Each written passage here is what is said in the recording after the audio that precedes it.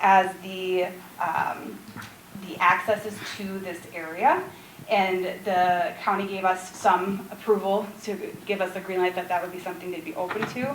Their memo does confirm that they are willing to proceed with these entrances. They will not be allowing any further entrances in and out of the site.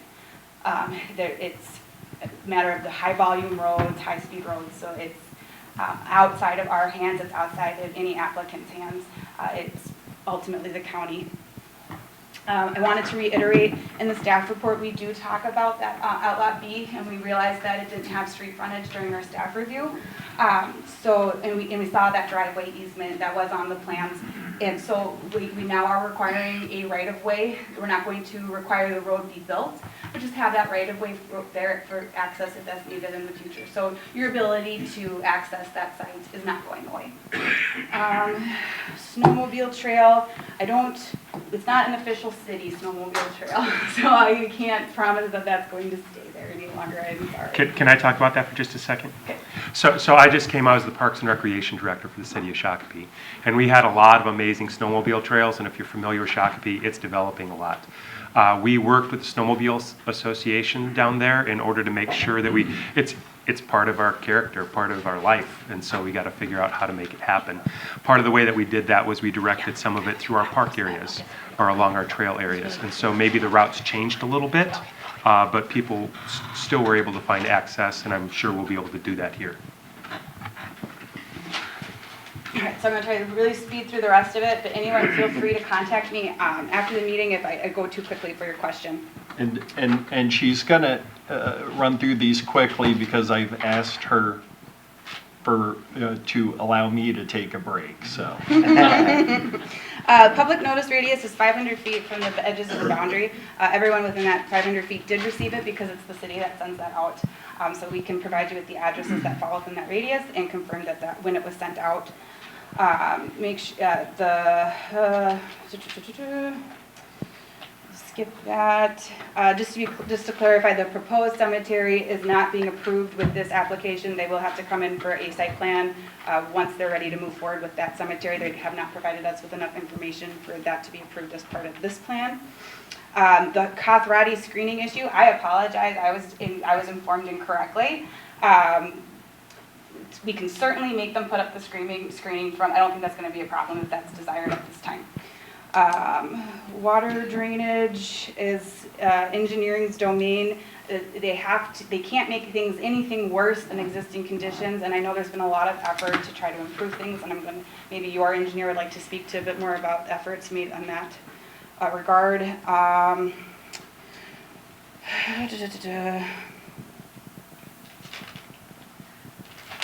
Parking on Hunter's Ridge, it should be signed for no parking on one side to reduce it. We also have parking restrictions that do not allow overnight parking, but it is a public street, so people are allowed to park on that street. Again, the townhomes will have 2 garage spaces, 2 driveway spaces, as well as 8 guest parking spaces throughout the site. So it is well above what is required for a townhome per our city code. So that they're not asking for flexibility from parking for the townhomes.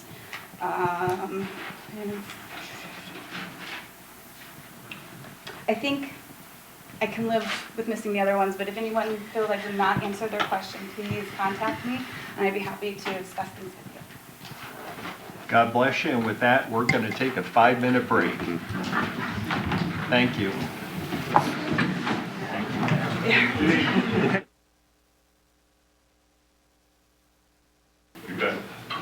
All right, thank you for that well-needed break there. Sir, you indicated that you had a follow-up comment? Yes. First off, are you a bouncer? I need to stretch my legs. Fair enough. I just noticed both of you back there. I was like, what is going on right now? I will not be the aggressor. Okay, fair enough.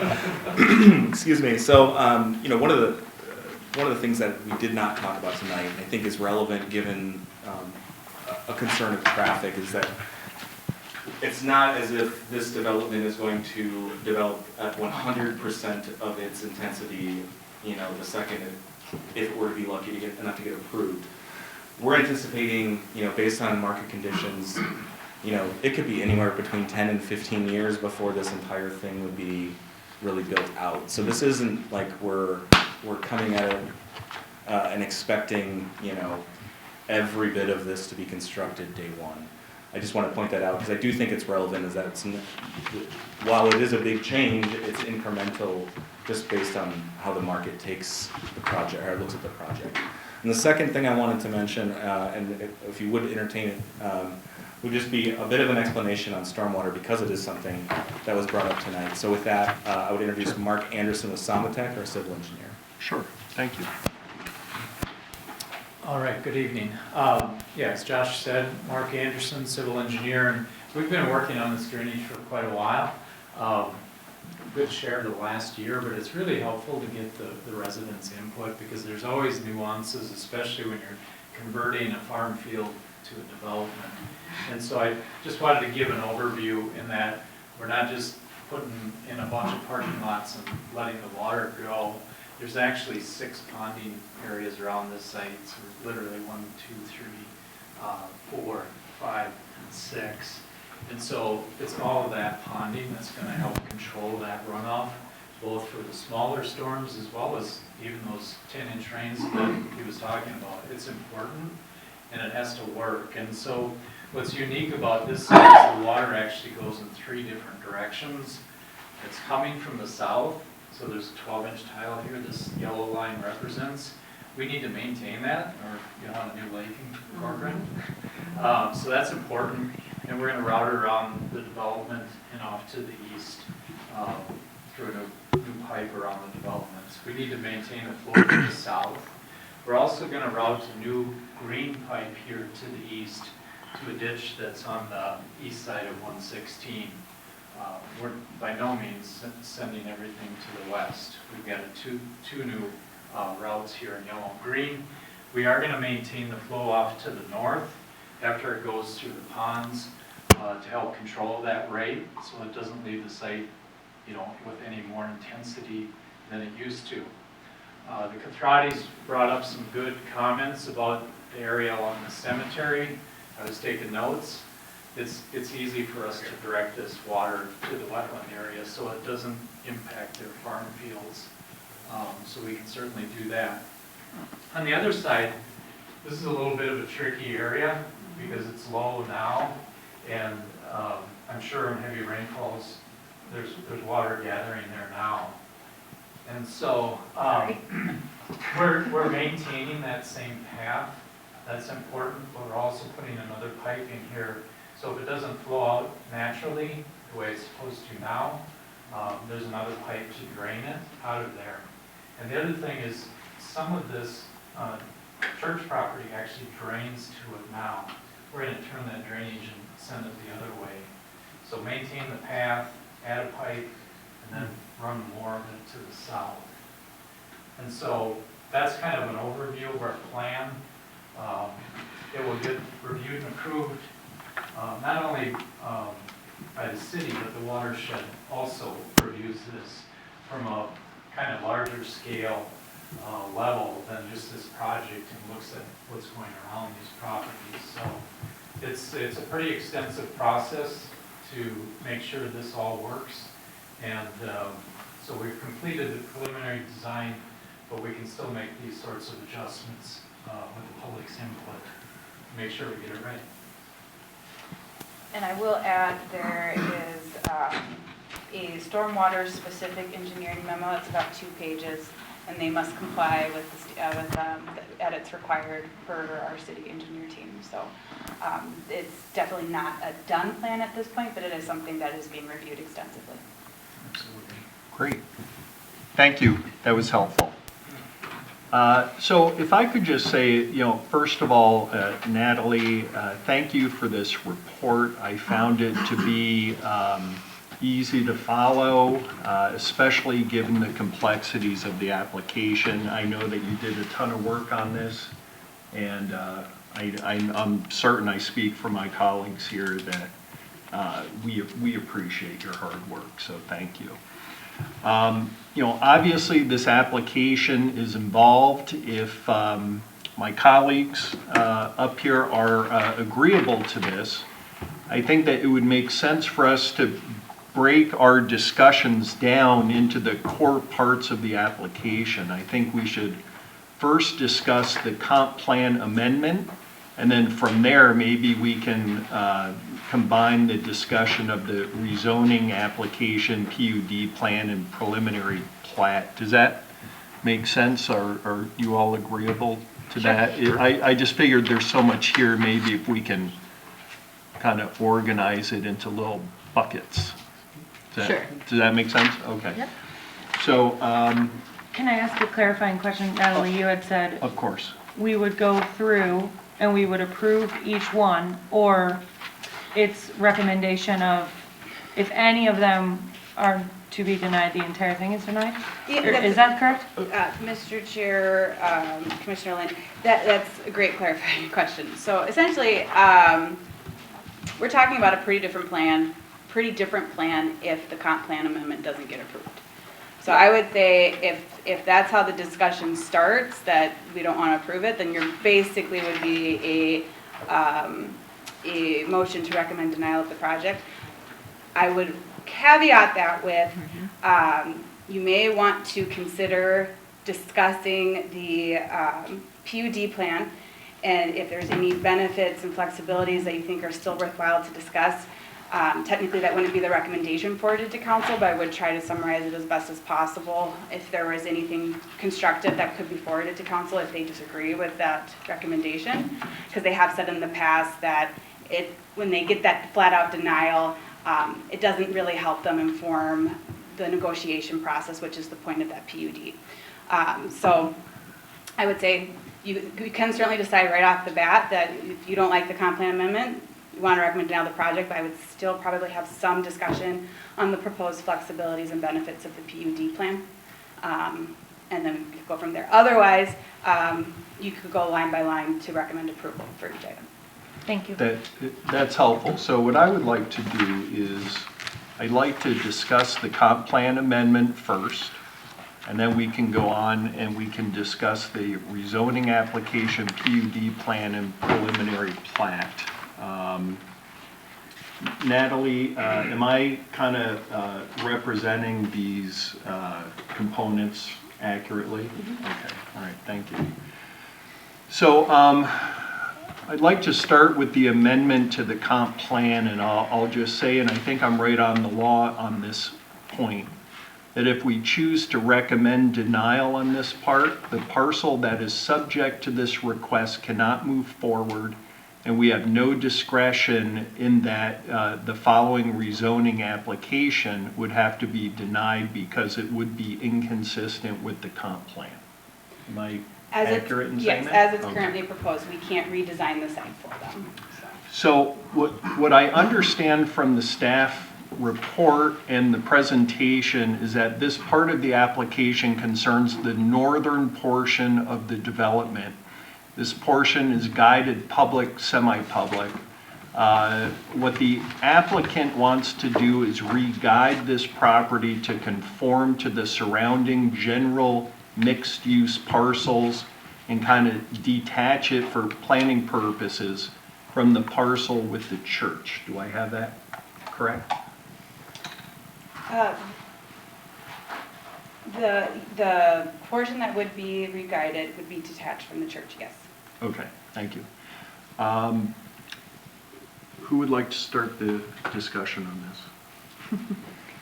I don't have much of a discussion regarding this issue. I would, at this point in time, be in favor of just recommending approval of the comp plan amendment. Okay. Yep. Okay. Any more discussion on that, or no? So when we're saying this, we're saying we approve the change in zoning. No, we are saying that we approve the change to the comp plan amendment, which means that this area would be allowed to be not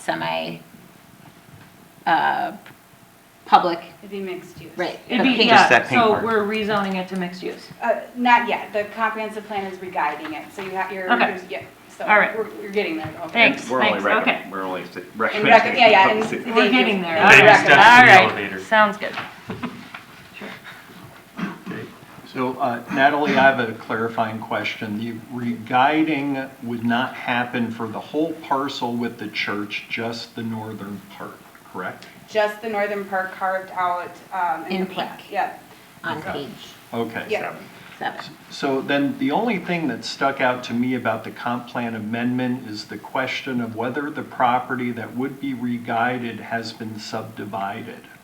My instinct is that if we move the recommended, or move for the recommended approval, that the property that is to be re-guided would have to be subdivided so that we can know precisely what the limits are. So for example, I don't think, and I don't know, maybe I'm wrong here, but I don't think,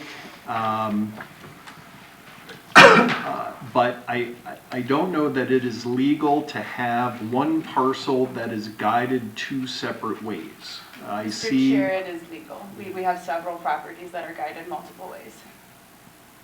We do. I can point out 3 of them off the top of my head. As Okay. well, it doesn't need to follow a parcel line. It can be a general area of a piece of a parcel. Yes. Okay, does anyone have the authority on that? Is there like a Well, statute the that someone Metropolitan can Council guide into? reviews our comprehensive plan and they've approved it. I can find you the statute, but I know it is legal. Our plan is in Okay. compliance with state law. Okay, all right. Now, I do see that the draft resolution references the property to be re-guided. So I guess my question maybe for you is, because when I check with the county, it kind of looks like you're looking to subdivide. Am I getting bad information from the county? Mr. Chair, what you're seeing as subdivision right now on that church parcel is because we had to do a subdivision for the water tower, for the 1.2 acre Okay. water tower, which the city did approve. So that's Okay. why it's, Hennepin County's system is a lot further behind than I'd like it to be, but that's the subdivision they're referring to. Oh, yeah, because they don't, they didn't. I think at one point They it said weren't City of willing to Corcoran share owns that the whole additional, so parcel, yeah. when I'm doing my homework, I like to get my information right from Hennepin County. Yeah. And it They're about a kinda, year it behind. kinda looked like there was some subdividing going on. Yes, so to Natalie's point, the Hennepin County GIS website is woefully behind. And also, for a good portion of the last 6 months, it had shown the city of Corcoran owning the entire parcel. So they were all over the place. But I think to answer your question is, you can have multiple guidances on a single parcel. What we would need to be doing and what we would need to be preparing for the city in this situation is likely a legal description through meets and bounds to include in their application for the Met Council change. So it's just a legal description, not a subdivision. Okay, all right, that's helpful, thank you. Does anyone want to make a motion for a recommendation for the comp plan amendment? I'll make that motion. I will second it. All in favor, say aye. Aye. Aye. All opposed? Now, the only thing that I would like to add is that the recommendation be conditioned on whether or not that property does become subdivided. Yes, I can't remember if it's in the rezoning or this ordinance, but I believe these first couple of resolutions and ordinances are contingent upon approval of the remaining components. Okay, great, thank you. So the hard part's out of the way, I think. I think that was kind of the main hurdle. So what I'd like to do is move on to the rezoning application, preliminary PUD, and preliminary plat. Now, the second component of the application is to rezone the property to PUD, and naturally, I think that for our purposes, the rezoning application, the PUD plan, and the preliminary plat all kind of run together. My initial thinking is that the rezoning application is consistent with that comp plan. Is that correct? Okay. So for the PUD rezoning, there are a few things that the applicant is asking for. And for reference, I'm referring to page 9 of the staff report. Does anyone have any thoughts on these items? Yes. And Commissioner, or Planning Commission, I'm happy to put up my slides too, which provided a few Yes, slides of the that's what I was summary gonna of ask you to everything. do. The ones in particular that were regarding the flexibility. Yes. Thank you. Okay, so the first slide is the applicant identified flexibility, and then we go into the narrowed down staff. So let me know if you need me to change the slides. Oh, I apologize. Oh, that's okay. Here. There it is.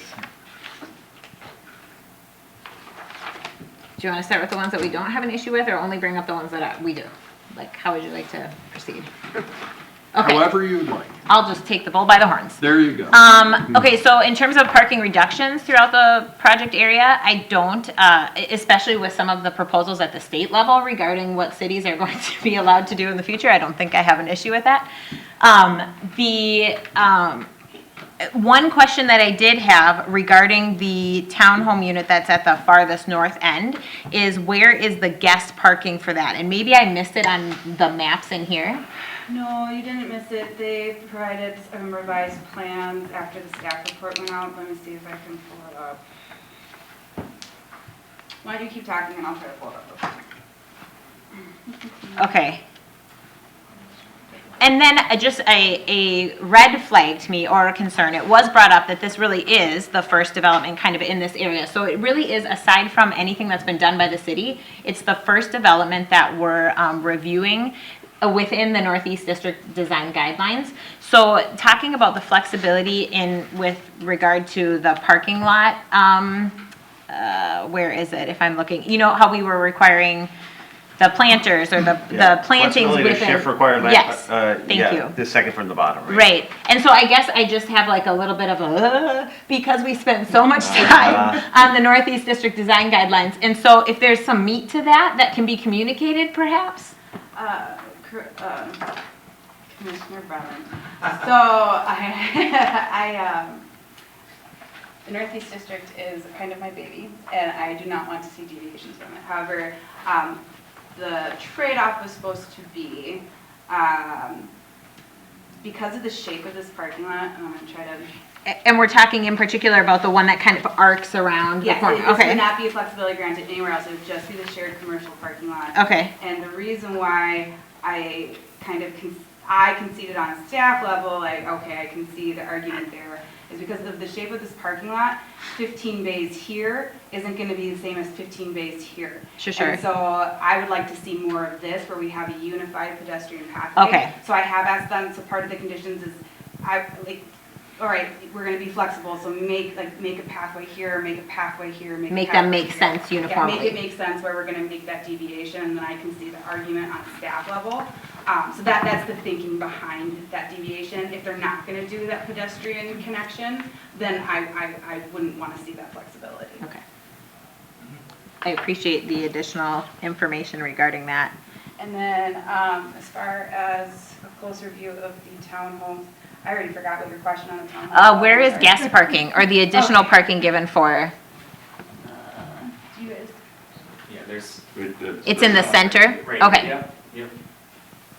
And actually, I think we have even a more advanced version that shows even a few more additional stalls compared to that. So we're still working to add some more too.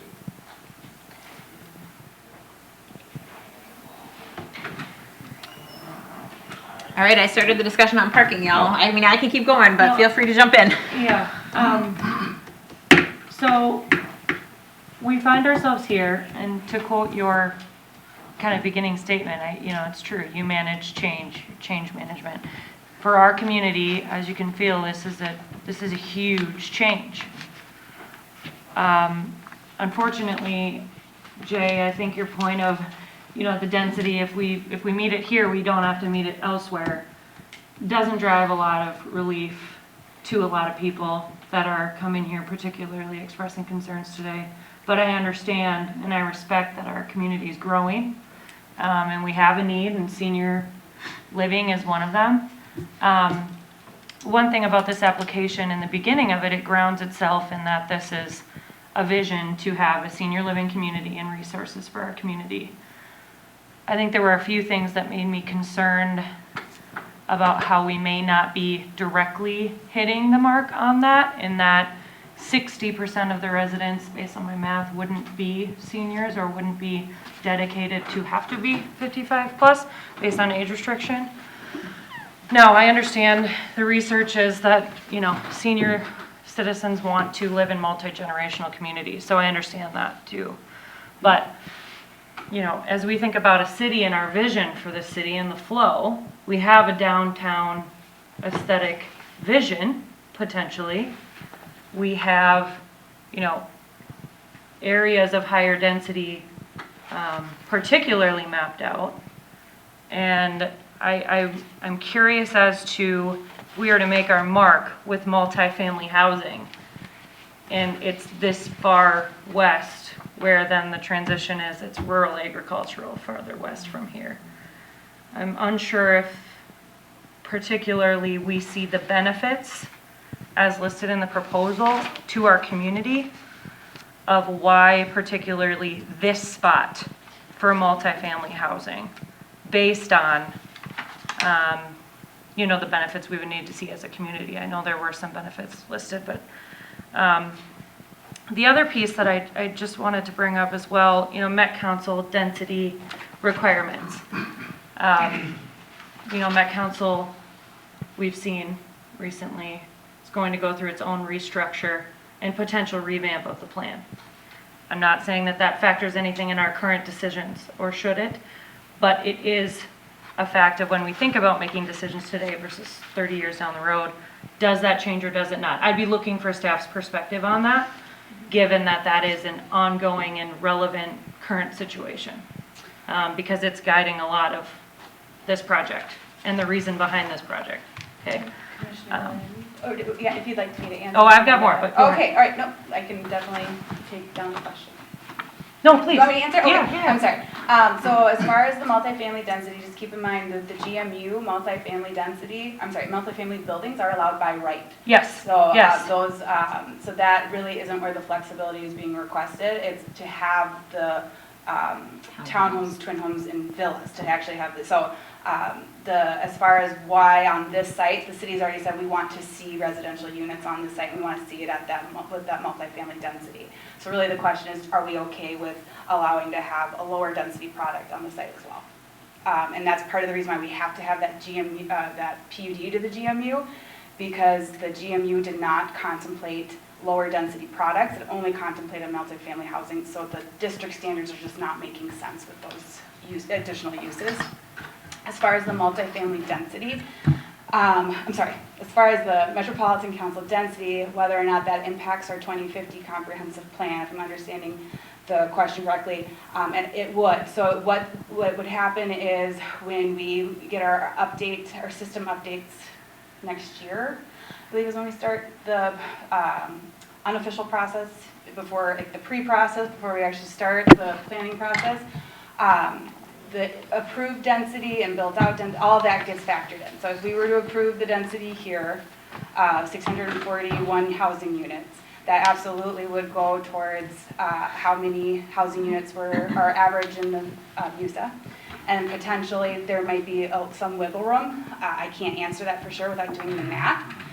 But if we have properties that come in at the higher end of the density, then yes, it's going to allow for other projects to come in at lower density, potentially for us to reevaluate, lowering some density in other categories.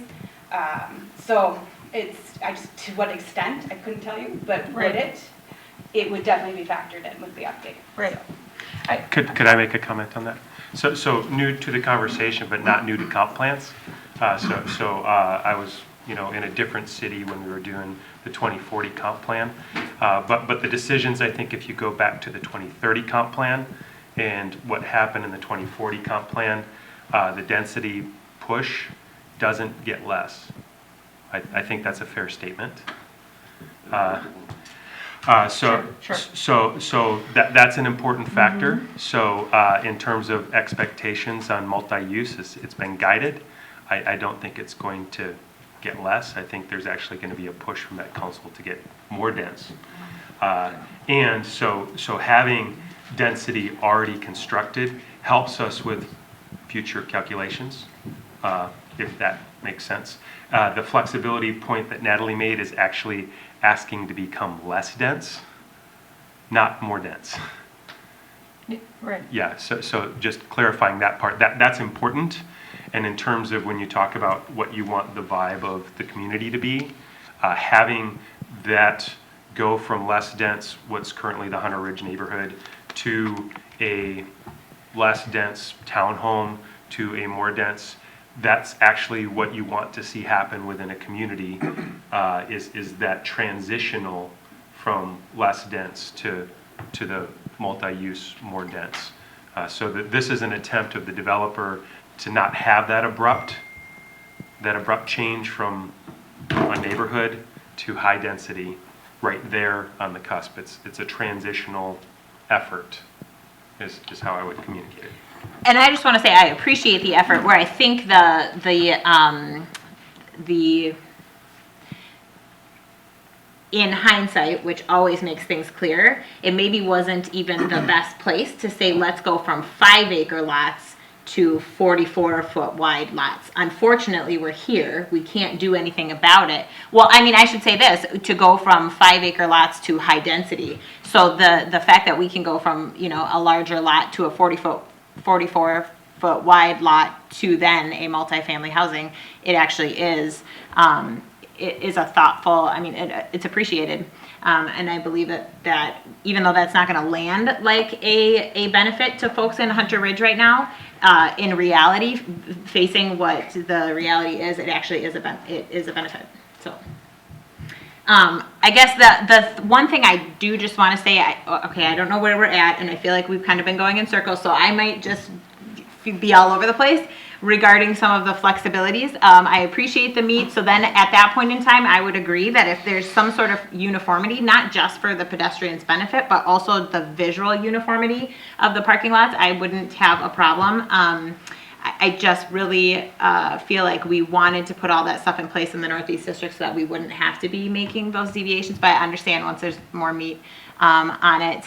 I'm trying to look at everything else. The allowance of townhomes and those detached villas is great in there.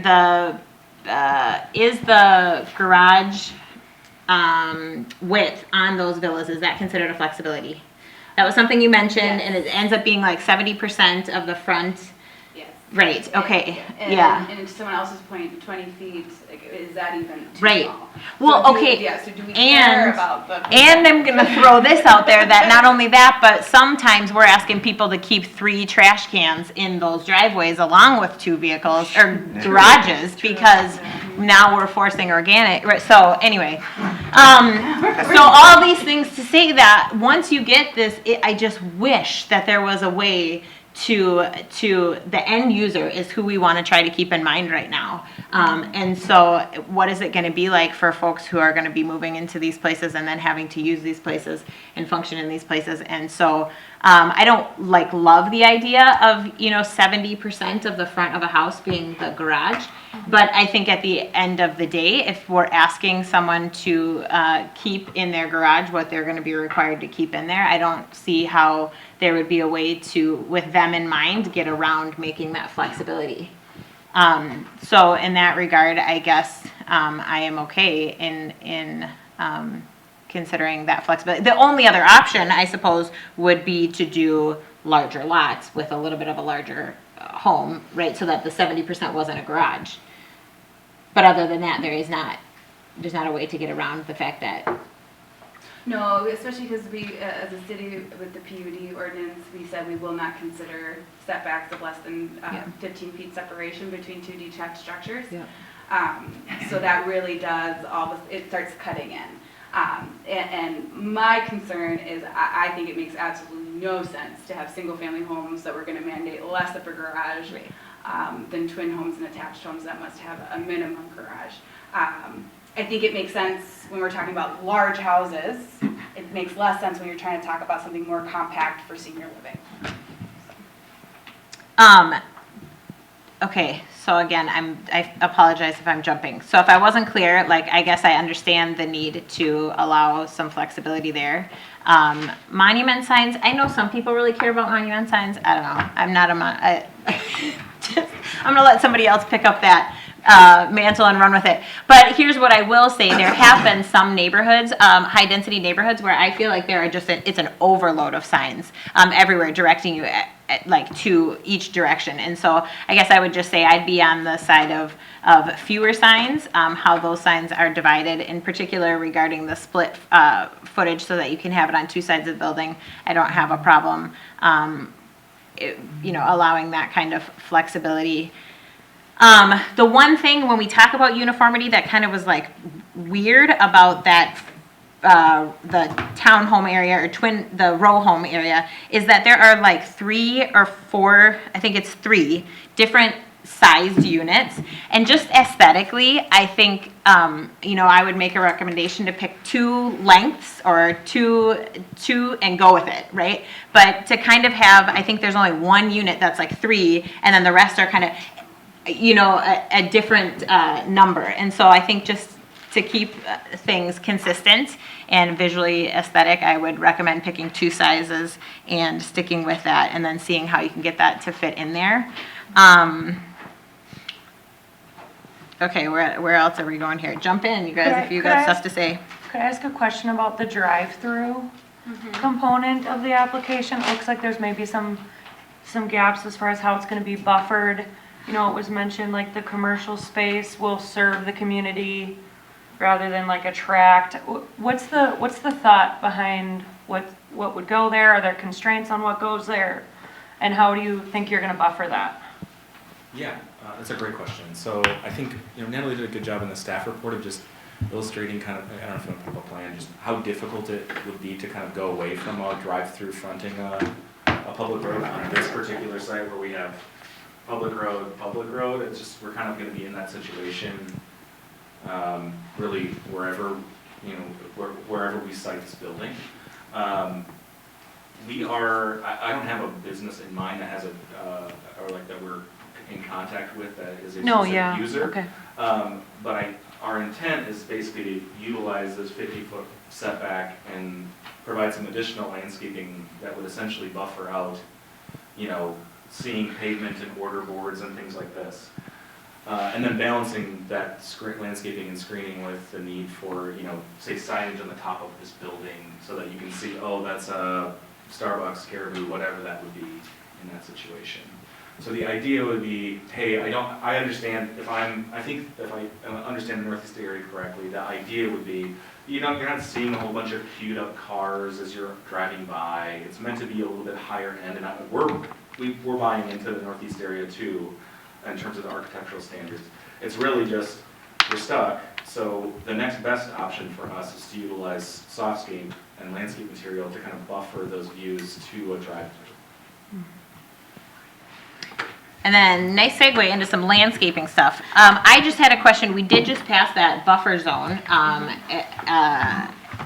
ordinance. Is that applicable to that area behind the villas? Yes. So And does the existing, or the trees that will be left there, does that satisfy that buffer ordinance? Okay, so the applicant, I'm gonna go back to his exhibit on it that he shared, because I like to show them what I have. No, that's enhanced buffers. So these are the buffers, right? This one? Well, these are the existing tree buffers. This is actually the landscape plan. This is the landscape. Okay, thank you.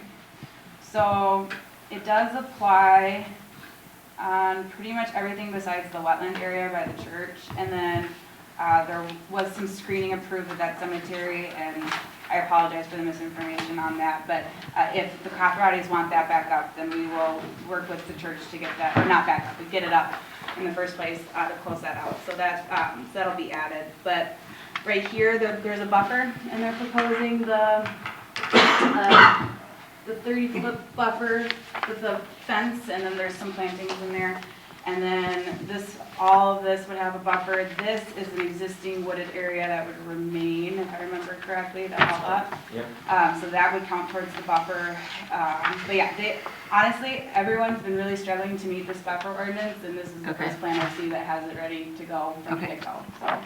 So the only thing additionally regarding landscape that I wanted to say is I super appreciated that there was a list of all the trees that were going to be removed and the ones that were going to be kept. And the only thing I want to say, and I know we don't have a tree preservation clause, and I'm not asking you to do that, but there is a loss of 25 basswood trees on here and only 2 remaining. And believe it or not, especially with the loss of prairie, is that one mature basswood tree at 60 feet can produce as much as 40 acres of clover of nectar for the bees. And so if there's any way, and I know it takes, I think those trees only grow like 3 feet every year, so it would 2 to 3 feet. It would take 20 years even for a new planting. I don't know the maturity of the trees that are going to be removed.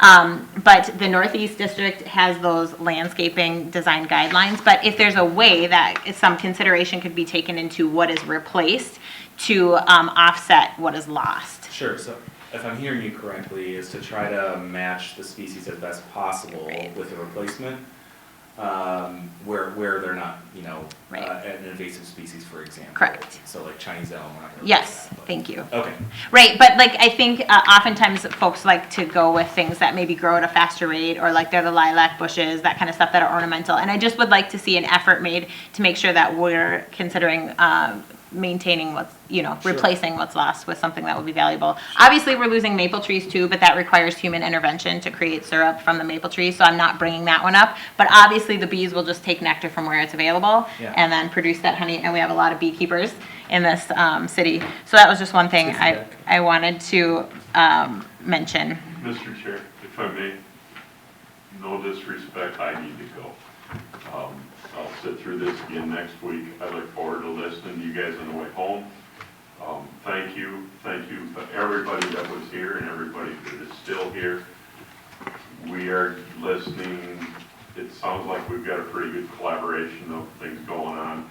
It's interesting, it'll be interesting to hear your recommendations to us, and we'll go from there.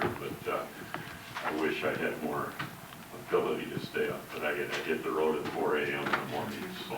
This actually won't come Well, to council until the 22nd. Oh, so not next Thursday. All right, so I've got time to digest a little bit. But thank Yeah. you guys for what you do. Thank you all for participating. It means a lot to all of us.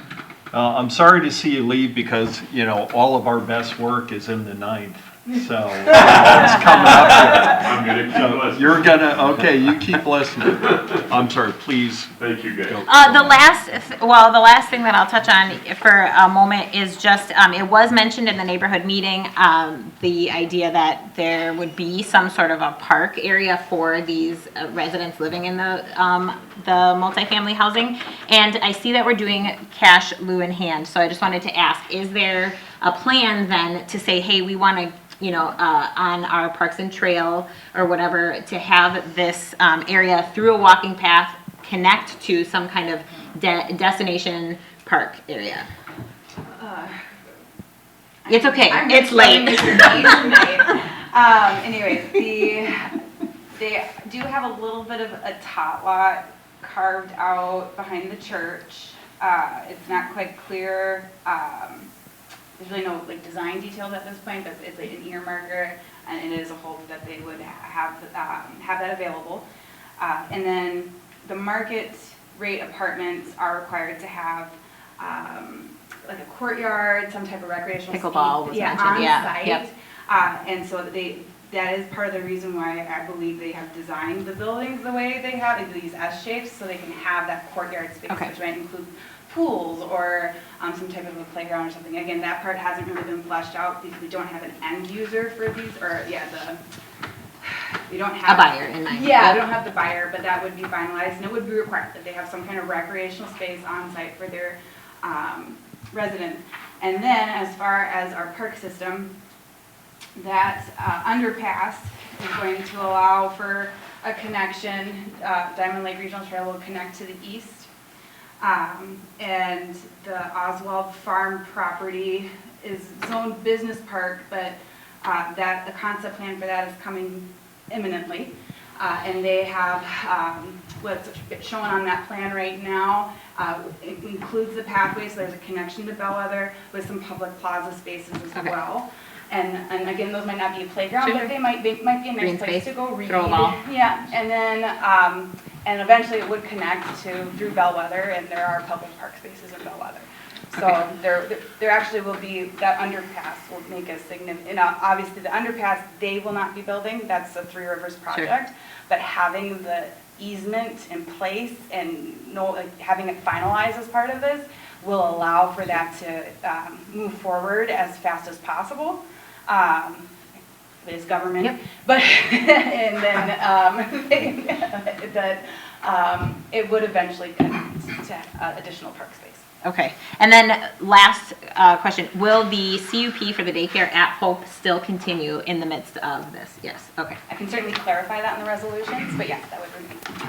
All right, somebody else take it for a little while. I had a kind of a follow-up on the drive-through.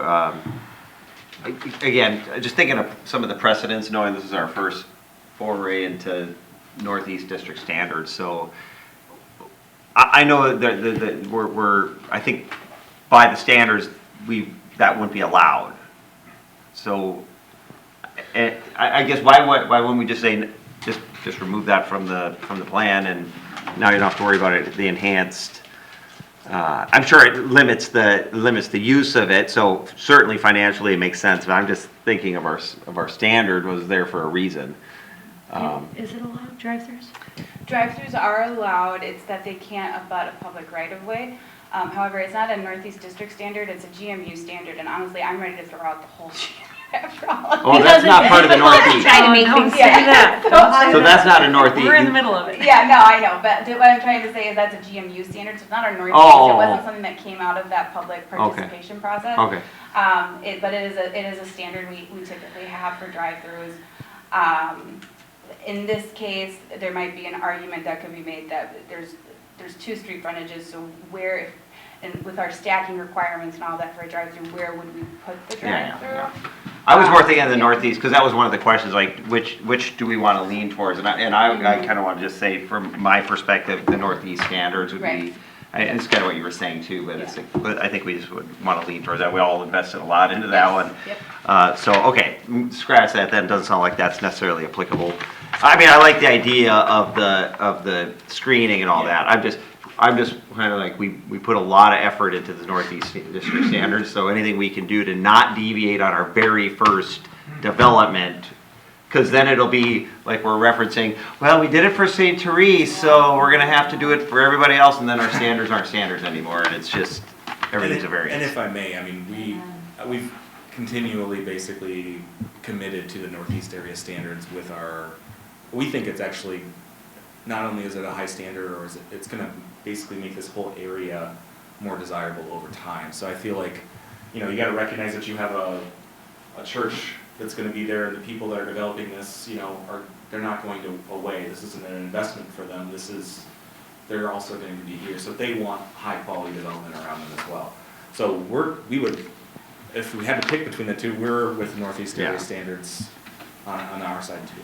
Okay, because I think then, is it really the only one was the parking islands? Was that the main variance? And was the setback related to that? That number 2, was that the one that's no longer a flexibility? The setback reduction? Because I think originally it was 40 feet, but now it's 50 feet Oh, okay. with the enhanced landscaping? Was that within standards now? So 60 feet is Oh, what's required with oh. enhanced landscaping, so we're reducing it to 50. Their argument being that, they are dedicating significantly more right-of-way again, which cuts into that 60 feet.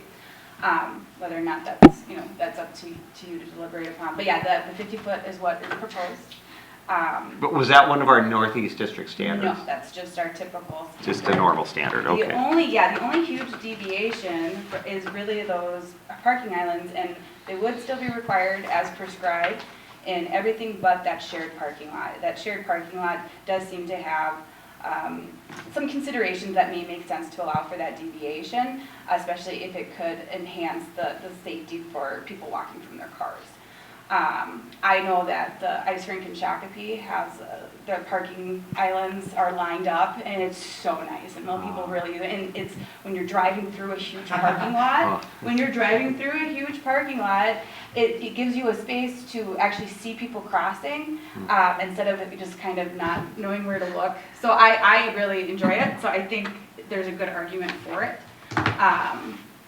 But that is really the only deviation. As far as the other deviations, it's more of, do we want the GMU to prevail, or do we want Northeast District to prevail? And my argument is Northeast District is a plan that we've had a lot of community outreach on, and I think that should be what prevails at this time. Can I ask a question about the standards, because I'm not as familiar with them? Did I hear you say planters rather than plantings? Yeah, it's landscape islands, so yeah, they're supposed to be plantings, it's not planters. Okay. Correct. So with that, with Natty Lilly's talking about in Shakopee, a lot of our trees didn't make it with the winter. And so what we plant, being very conscientious of that, it becomes pretty pricey to have to replace those in the future, and it's not very attractive to have dead trees. And so.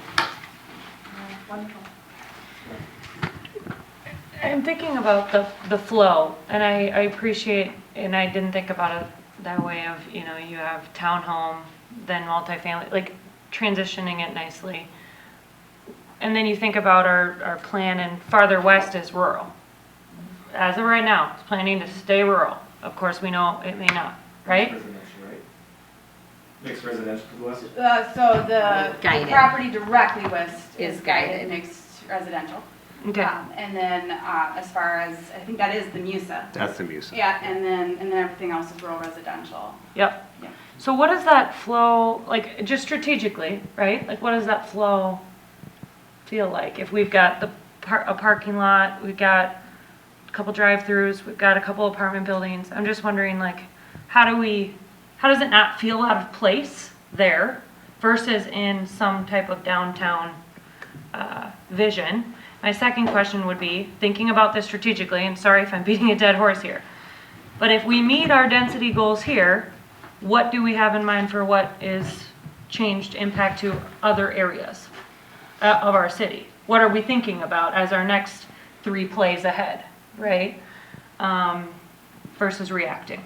How are we, and that's maybe a question to staff on how we think about that. Well, I'll address the feeling. It feels like a holding place, because that's ultimately what it is, I think. And so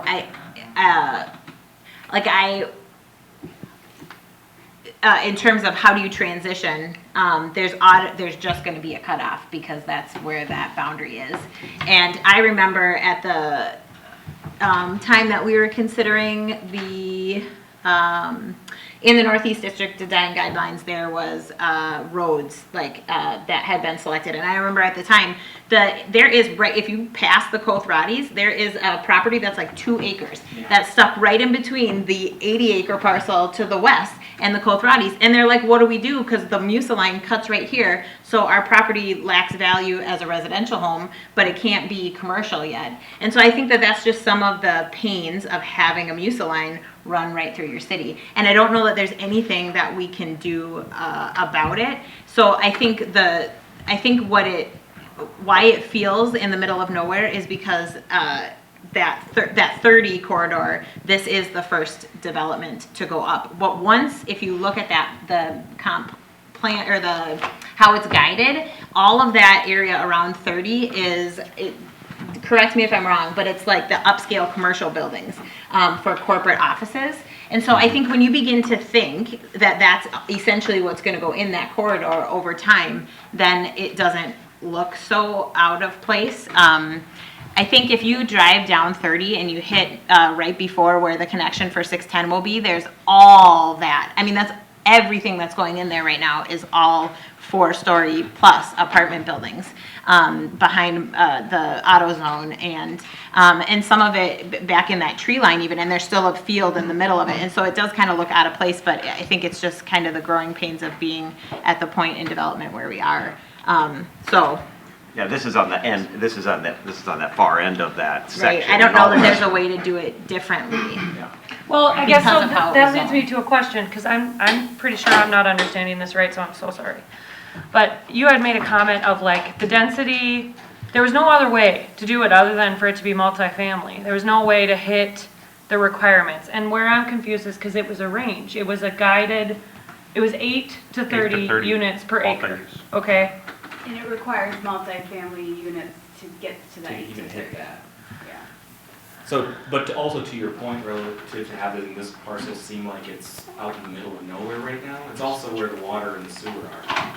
Yep. So it's kind of gonna radiate from here and work its way back. It's just kind of the circumstance of where the utilities are, which allows or which almost ultimately we need the utilities for this type of development to even begin.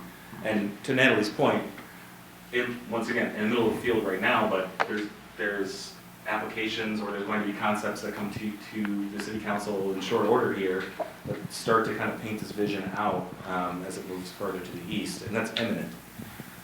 So it seems like it's in the middle of the field because you're looking at a middle of the field when you're looking at this application right now, but it's happening.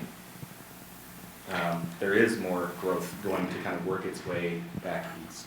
And that transition, I think, Commissioner Lynn, a great point, is if you're coming down 10 from Maple Grove, and then you've got that density right along 101, and then boom, you hit Corcoran, and it's stark right now. That's not what it's going to look like forever. And we want to manage growth in a way that we don't have that abruptness. So as you hit Corcoran, we have single-family homes that are coming, and then it will transition. And this Planning Commission is working with our department to make wise decisions. So to your point, what do we want to look like? We want to be strategic about it. And with that strategic decision, we've made decisions about where the water treatment facility is and where the water tower is. And so that is where we plant our first development. That's why we're making this decision now, because strategic decisions have been made about where we're going to put the water tower and where we're going to put the water treatment facility. So this is the first strategic decision about density of this level, absolutely. That it's not happenstance that this is where it's going to happen. A lot of decisions have been made up to this point, and that's why it needs to be made now. Commissioner Lind, I'll add as far as how the transition would work to the west. So should the Cofferattis ever choose to sell or develop that, the farm is guided as mixed residential, which requires density of 8 to 10 units per acre. So you would likely see some multifamily buildings to kind of pop up where the multifamily is shown. And that, again, that was intentional by the applicant to have a transition from the commercial to what was expected to eventually be developed to the west. Now that could be 30 years from now, but should they ever decide to develop, that's what would, based on our current plans, that's what we're anticipating for that area. And so that's how they have how they make their decision on their planning as well. So yeah, I would say this entire County Road 30 area, we don't have a lot of areas in the city that can support a lot of commercial and industrial. And because of the road improvements because of 610 and some other improvements in the area anticipated, this area of 101 and 30 were identified as one of the few areas in the city that can support commercial. However, with commercial, you need rooftops. You can't have commercial without rooftops. It's kind of what the chicken or the egg. So this development really helps to provide the rooftops to start the commercial development. And so it is kind of what's projected for this area based on having a healthy commercial tax base. Otherwise, the residents are the ones that are going to have a heavy bill. Brooklyn Park is a great example of a city that is a bedroom suburb that did not really plan very well for commercial industrial uses, and they have some of the highest taxes in the area. So it's in terms of their residents. So I think that was part of why this was planned this way. There was a desire to have some commercial uses and how to do that meaningful.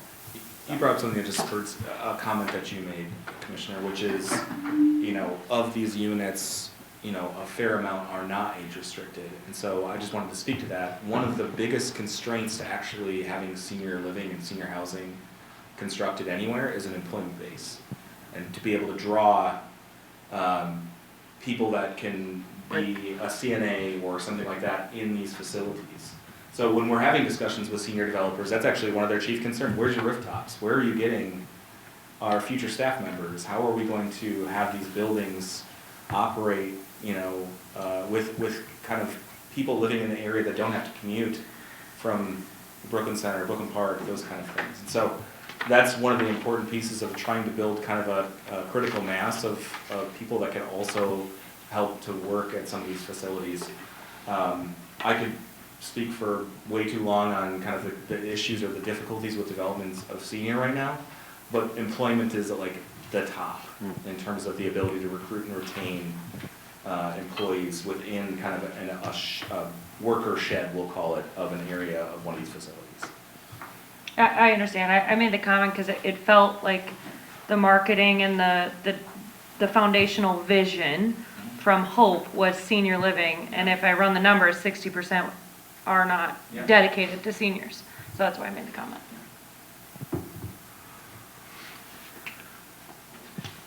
Okay, so I would like to touch on the setbacks. It's the one main piece in this application that I'm hung up on. To me, this seems like the most drastic departure from the requirements. Basically, there's a lot of interplay between the building height and the required setback. Here, the PUD is requesting flexibility from those standards and requests both, first, a higher building height, and two, a setback that is below the minimums. The requirement factoring in the building height for some of the buildings, in this case, is 175 feet. The application provided that there is 50 feet, but it is really only 40 feet because the 10-foot right-of-way is being included in that calculation. So if I did the math right. No. So, no what? Can I fit? I'll give you an opportunity. Oh, of course. Yes. Okay. So it is really only 40 feet because the 10-foot right-of-way is being included in that calculation. So therefore, if we recommend approval, we are permitting the structure to be almost 80% closer to the property line than otherwise allowed. This seems like a lot to me. I did not see the public safety report, but I will say that I am surprised that public safety seems to support these reduced setbacks for access, because I think the staff report did had a very good point in that it will have the effect of squeezing the parking lot out of the interior. But in my mind, that seems like it will provide better access to public safety to get around the back end of the buildings than not. So, did you have a comment on that? I do, yes. So just to be clear, we have a 50-foot setback from the new right-of-way. Okay? So we are 60 feet back from the current right-of-way. We are 50 feet back from the proposed right-of-way after we dedicate. Okay? 50 feet from the new property. The new property line, and we're including the required enhanced landscaping. So, but to your point, I just wanted to give you some other information because I looked earlier today. Could you put up just an area map, like one of the county maps, Natalie, please? So, While you're finding that, is that in the staff report?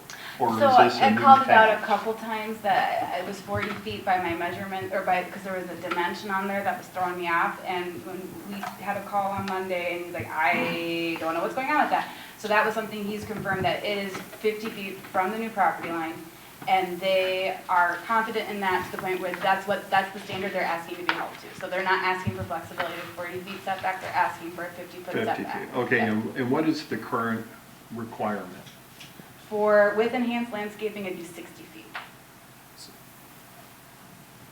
I do think that, because I actually had this question earlier as well, because I think that because the height exceeds 35 feet, wasn't there supposed to be an additional 75 feet? And is that what you're So if you want to I talk see to what you're that, saying. yeah. So, yeah, as far as the height, that's a different formula I was trying, so I think it'd be, so if we were saying 60 feet plus an additional 75, so they would have a 135-foot setback from the county road with the enhanced landscaping, which again, I have problems with that.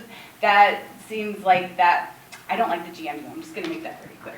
But so the 135, and then that doesn't, they also have frontages on all three sides of these two lots. So then you have 25 feet plus the additional setting, so it eats up the entire lot for, and if we don't want the multifamilies here where they're supposedly allowed by right, where are we putting them? We're saying we want the commercial there. I do think that it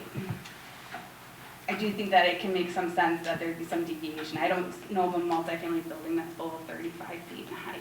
No. Yeah, I get, if I could, I get that, but when you factor in the building height for some of the buildings, the requirement is actually 175 feet.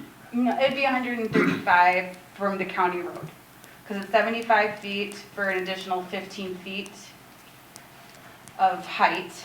You would add a 75-foot setback, and then it's 60 would be the As the base. requirement from the county road. So it'd be 135 feet from the county road. And if I might, does either one of, so 135 is the correct calculation. But I did take some dimensions from our proposed closest point to this closest point right here, across the right of ways, 324 feet to that home. Over here, our closest point of multifamily building to that principal structure is 533 feet. In fact, the closest home to another one of our structures as proposed is 75 feet, and it's a villa. The closest, this was a kind of funny one because of Brian Lother, who's one of the applicants, actually lives in this home right here. Brian is the closest to any row home by 5 feet. He's 230 feet. The next closest is 235, as currently proposed. So, you know, if you take 135, 175, 135 is the right number, but we're well exceeding in terms of its actual impact in terms of a setback across a right-of-way, and certainly who would be impacted most by that type of decision. Yeah, I'm sorry, sir, the public comments have been closed. What about people? He's public. I mean, he's right on the road. Yeah, I understand, and I wish, I wish I could give you the opportunity to ask the question, but the public hearing is closed, so we have to keep things on track. And maybe this is throwing another jumble into it. So if it is, we don't have to go there. But I'm thinking long-term, right, and ahead. So eventually, let's say that when 116 becomes that 4-lane road, similar to how County Road 10 did in Maple Grove as it got built out, how does that impact setbacks? Like, where is that? How do they plan for that? I know they do when they're deciding roads. It's already planned. So Okay. the right-of-way that we're requiring is based on the idea of this type of boulevard. The one with the 4 that had the thing in the center, and then, okay, So the 2 on each it's side. already Yep. factored in. So Okay. even if they wanted additional 10 feet, there would still be space to do that.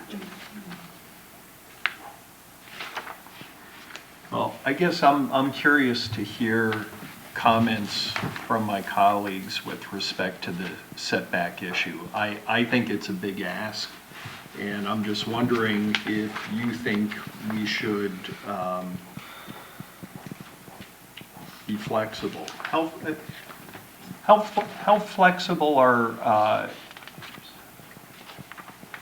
how flexible is your team on this setback number? Is that locked in stone?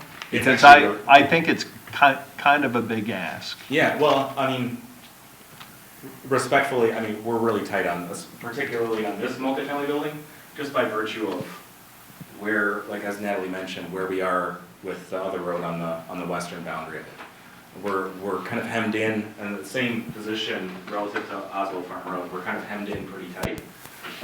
We could certainly look at, it's the building's position kind of east-west, but ultimately for this kind of the south building or multifamily A, But I don't know that we're actually seeking, we're still showing 50 feet there.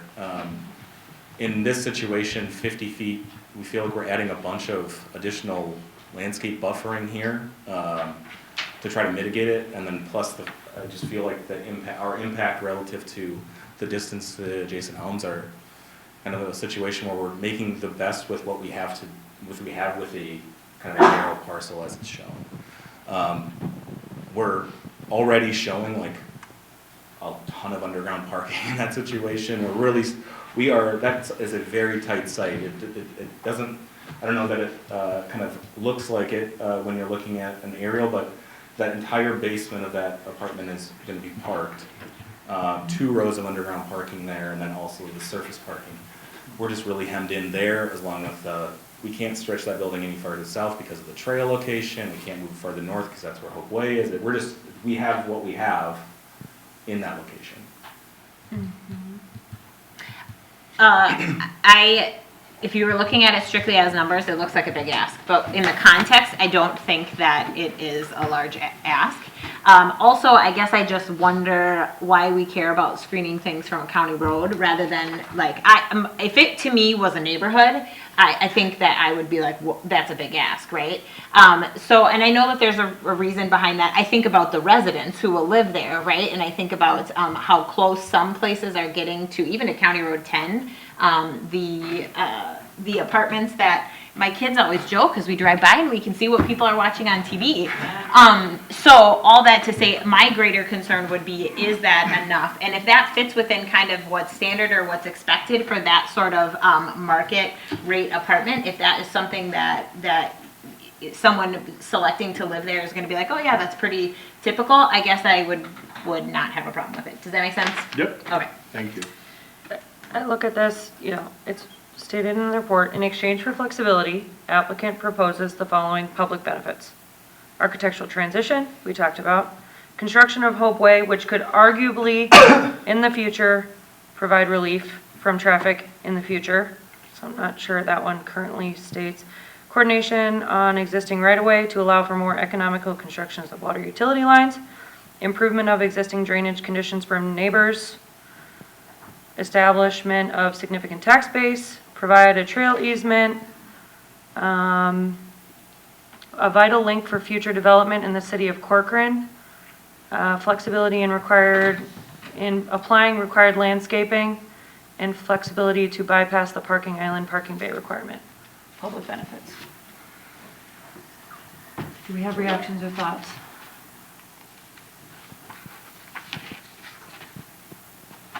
None for me.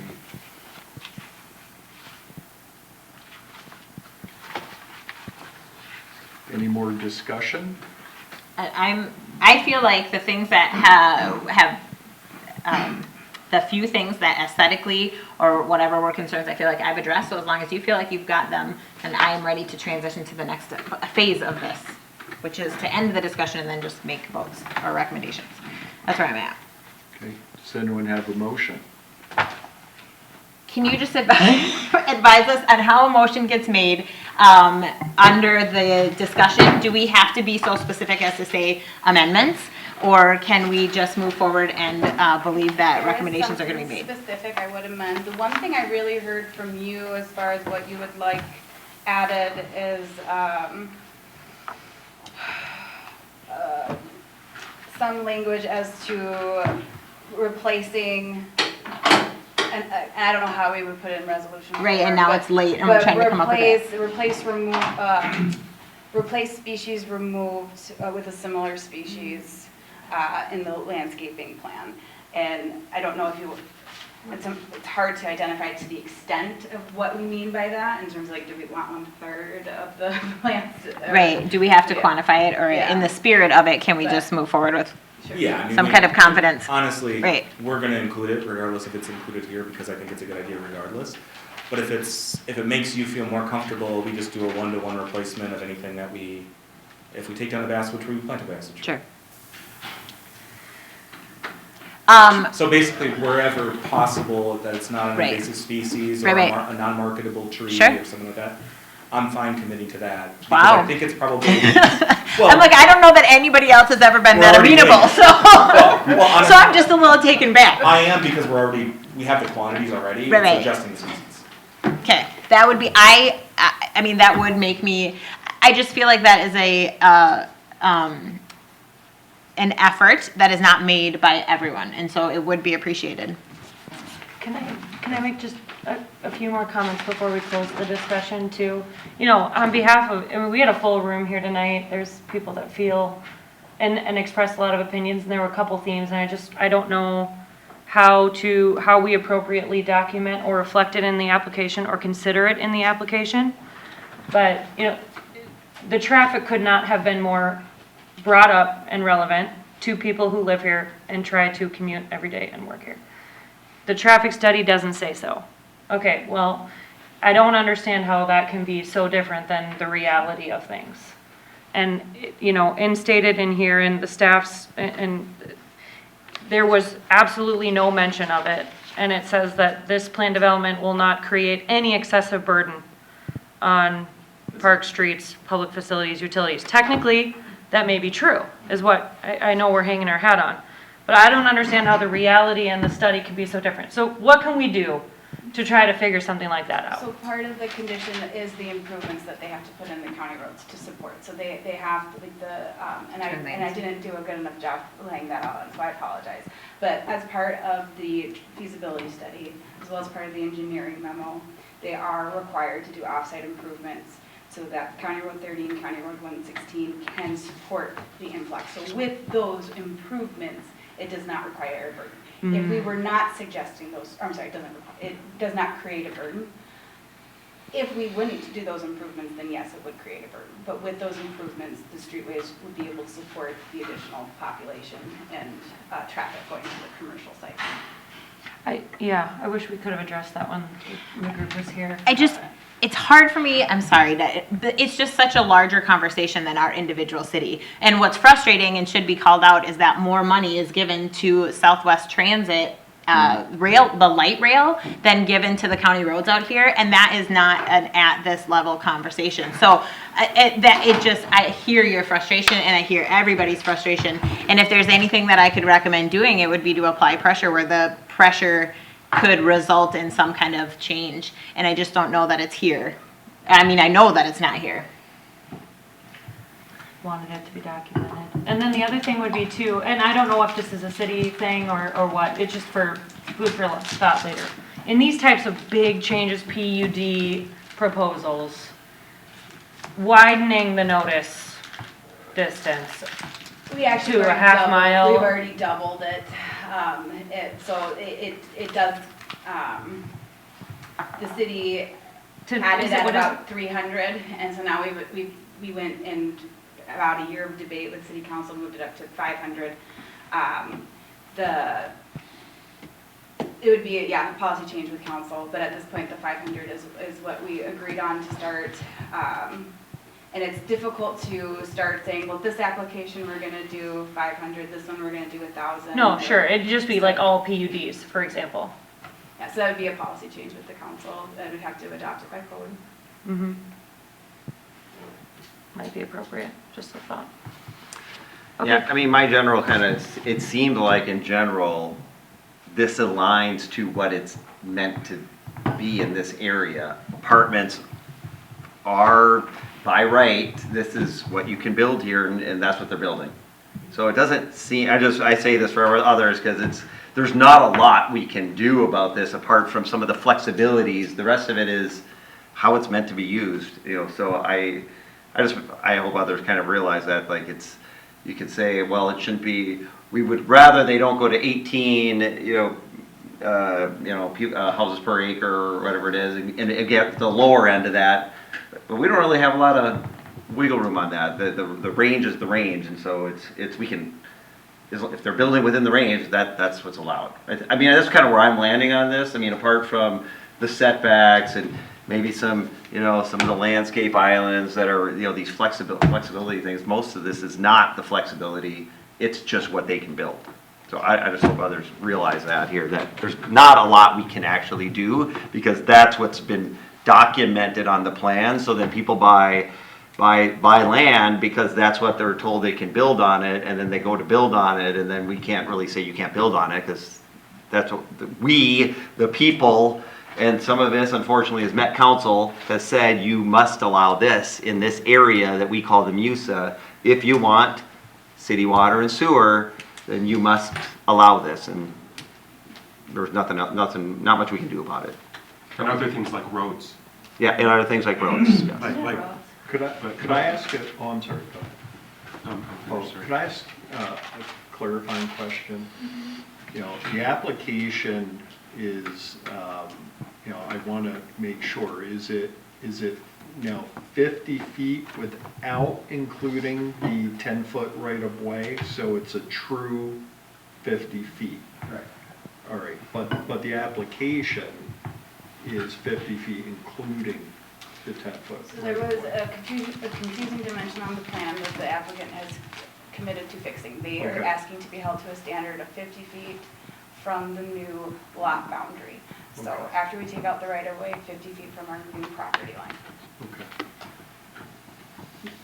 I would entertain a motion if anyone is so inclined.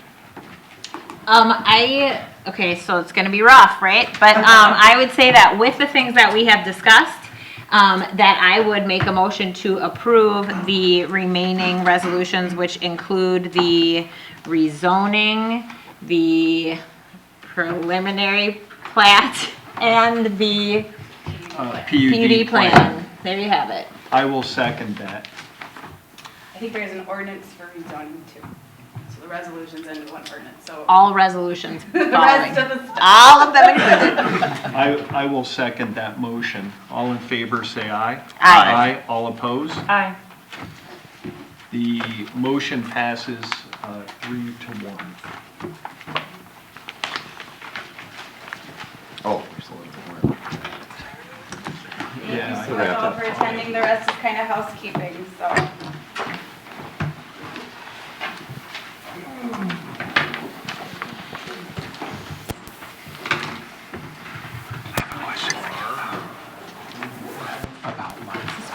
So much here.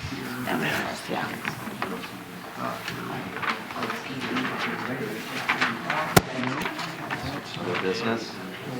I don't think we have anything. Is it that one? Yeah, it's 7. Oh, jeez. So I have. That was the one we just finished.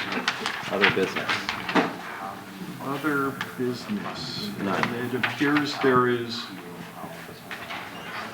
You don't have anything for other business, other than it sounds, just to clarify to the commission that Commissioner Horn has tendered his resignation. He's doing a little bit too much traveling these days to be able to commit to another term.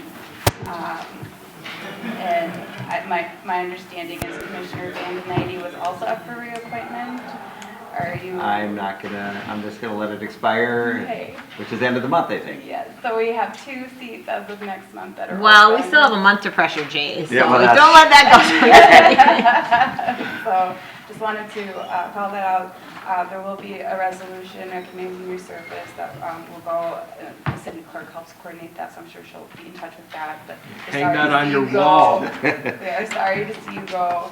Yes, here, here. And I need everybody to make sure they can make the next meeting, because we do not have a quorum until we have 2 people on board that we don't currently have appointed, so.